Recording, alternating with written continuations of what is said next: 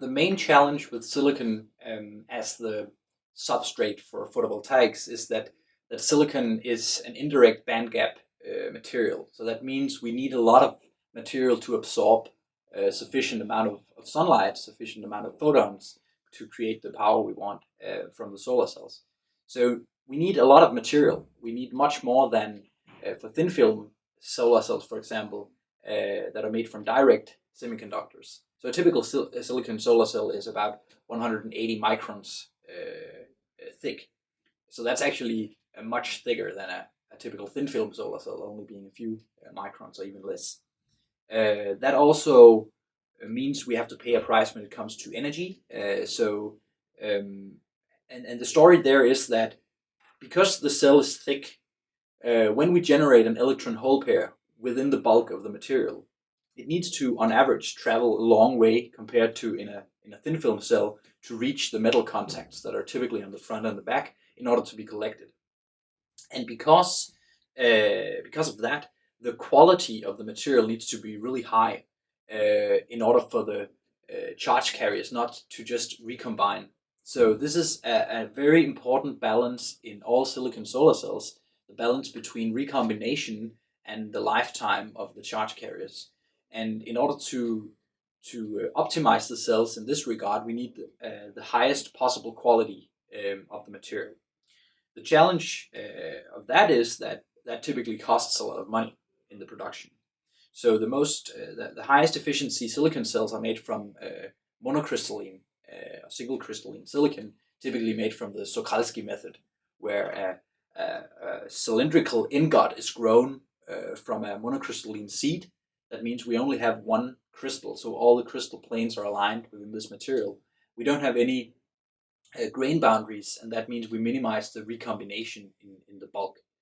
But this is an expensive way because of producing silicon wafers themselves, because we need to grow this ingot in a very clean environment, and we need to have a silicon melt, a molten silicon, where we draw this ingot from, and that's typically quite expensive.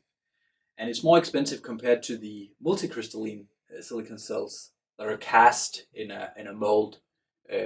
So when we do that, we get grains of different crystal orientation, which gives recombination at the grain boundaries, but it is a cheaper way of manufacturing the wafers and therefore also the cells. So we have these two main categories of silicon cells, one being slightly more expensive to produce and slightly more efficient, and one being slightly cheaper and slightly less efficient. And the only reason that they're both still in the market today, multicrystalline represent about 70% of the global market and monocrystalline about 25%, is that their price in terms of dollar per kilowatt hour is almost the same, roughly. And if it weren't so, probably one of them would have gone out of the market already. If we look at the problem or the challenge with silicon as an indirect bandgap material, it has to do with the absorption of photons, and that absorption is wavelength dependent. So short wavelengths are very energetic, and they're being absorbed very close to the top surface, or the surface where the photons are incoming. You could also put it in another way, that a very thin cell would be able to absorb short wavelengths, but when it comes to the longer wavelengths that are less energetic, it takes more material. It takes a thicker wafer to absorb these longer wavelengths. So if we look at the solar spectrum, the infrared and the near infrared part of the spectrum is actually very important to optimize the output of solar cells, and therefore the red and infrared wavelengths are difficult for silicon solar cells to absorb and to get the full potential out of. In order to solve this, a lot is being done in silicon solar cells. Besides having a sufficiently thick wafer, which is not really which doesn't solve everything, because we can't pay an infinite price of just going to thicker wafers. What is being done instead is to try to achieve what's called light trapping. So we basically ensure that the photons that are not absorbed within an absorption length of equivalent to the thickness of the wafer, that they bounce back and forth a couple of times until they are absorbed. So in order to ensure this, we need the photons to be reflected back when they reach the back surface of the solar cell, and preferably being reflected back and forth between the rear and the top surface within the bulk of the material until it is being absorbed. This requires that we make a good mirror on the back side of the cell. That could just be metal, but it could also be an oxide layer or dielectric layer with a metal on the back, and we could also structure the rear of the cell. So all these things are measures in order to trap the light and enhance the absorption of infrared wavelengths.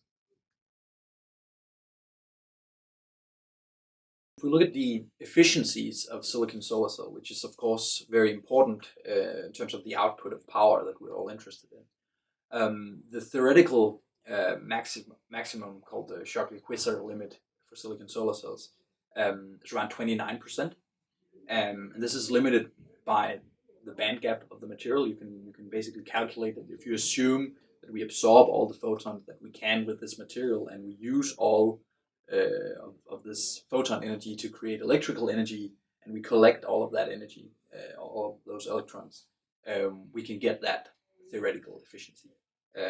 So that's assuming a lot of perfect scenarios, ideal scenarios, and of course it's very, very challenging to reach that in practice. But actually, silicon solar cells are becoming, are approaching, the efficiency of silicon cells are approaching this theoretical limit. The current record for monocrystalline cells that are the most efficient is 26.3%. So if you look at that cell, it doesn't lose a lot when it comes to neither optical or electrical losses.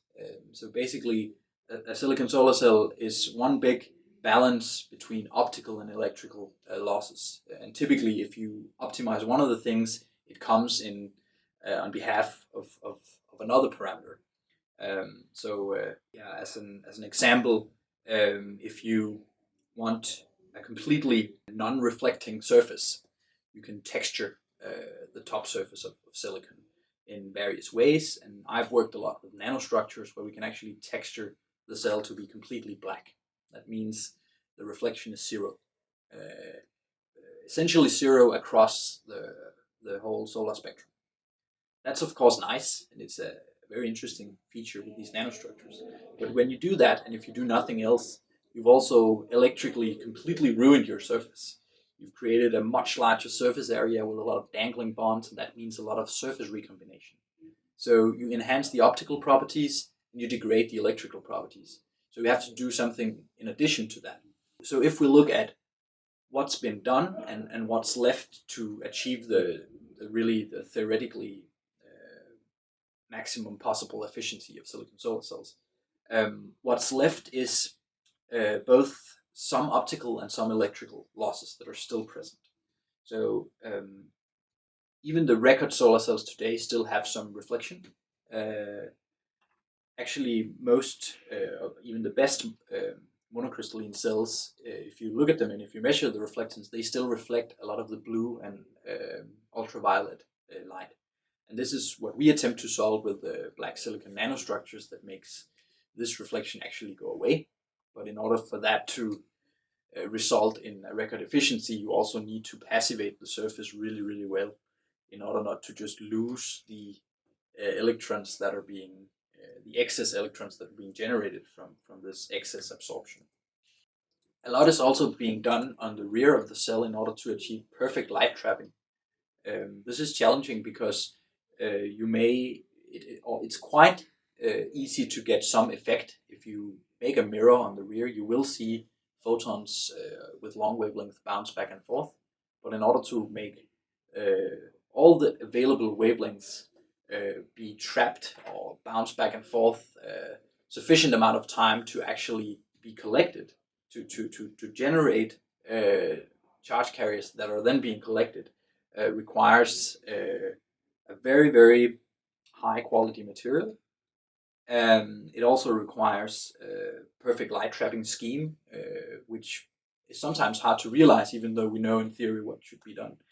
And we should also preferably make the cell even thinner, to increase the collection probability and thereby increase the voltage and the current of the cell.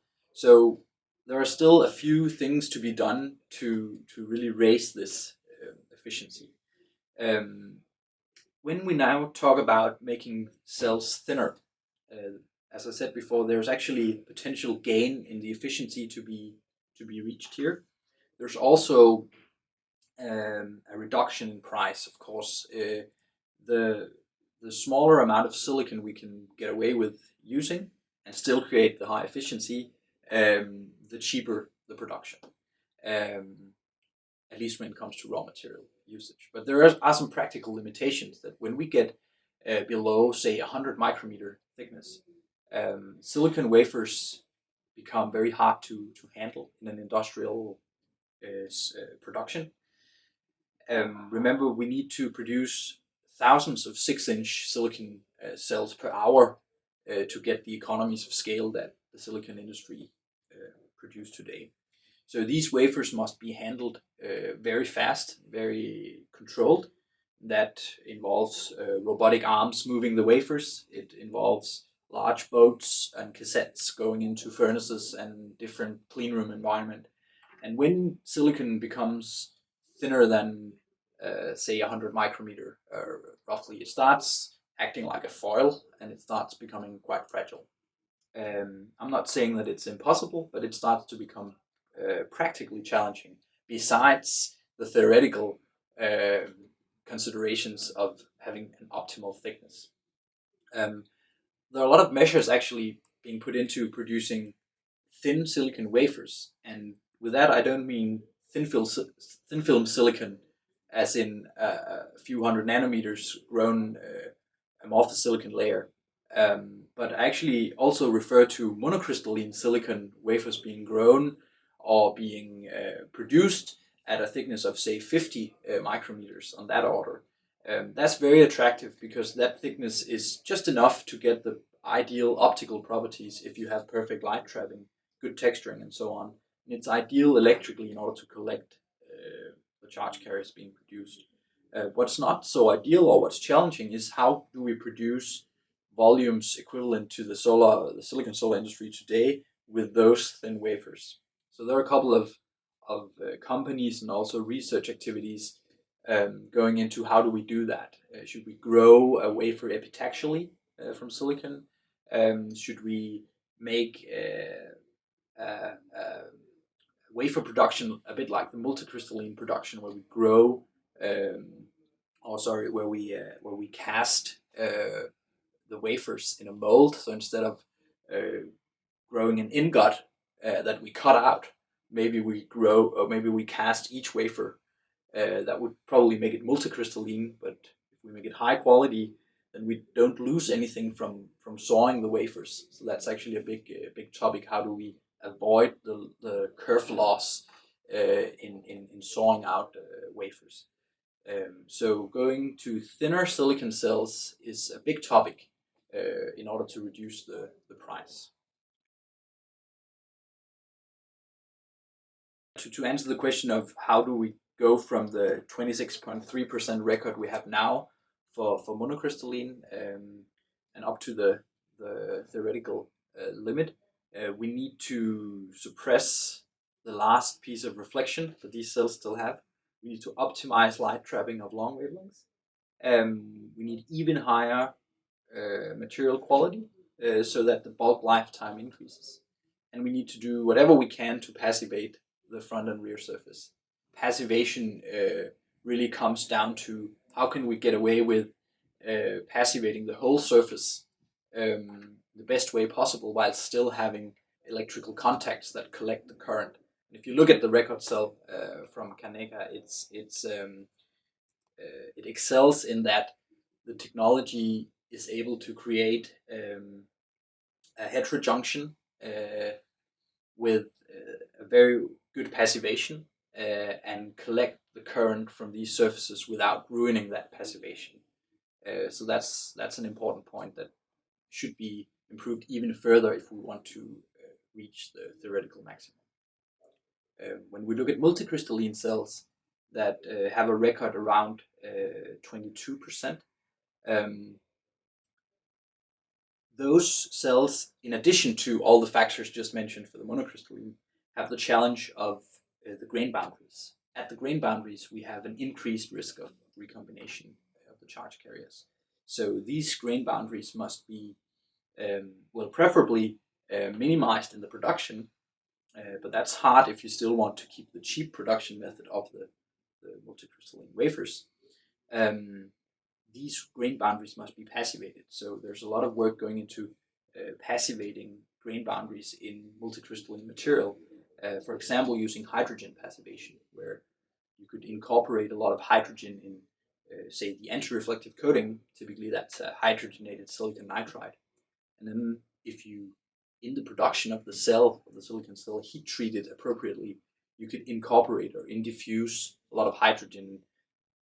By looking at the different hydrogen species, even make that hydrogen go to the grain boundaries and passivate it. And then you suddenly create a really high quality multicrystalline material that's cheap in production, but that actually have the qualities to reach these above 20% efficiencies. So that's very important. A lot of work is also being put into, even at industrial scale, to making what's called PERC cells. And this is inspired by the PERC and Pearl technologies, where you passivate the surfaces also on the rear and make local contacts instead of putting a metal on the whole rear, which is the sort of industrial standard. You actually only make local contacts, and that means you have an almost perfectly passivated rear surface, and you only have direct contact between metal and silicon where you need to in order to extract the current. So taking that passivated rear technology from the lab and to the industry is a really important step towards high efficiency multicrystalline, and I think that's a way to really push industrial mass produced cells to very high efficiencies. If we then look at an electrically optimized multicrystalline cell and say, what can we do to push that further? If it's still blue, when you look at it on the roof, it reflects blue light that could be used in the cell, especially if the front surface is well passivated, so short wavelengths can be useful when you look at the quantum efficiency. So there are novel texturing techniques like black silicon that I'm working with could be relevant for multicrystalline cells at an industrial scale. Again, you have to optimize the electrical properties with one hand and the optical properties with the other hand in order to really push the efficiency.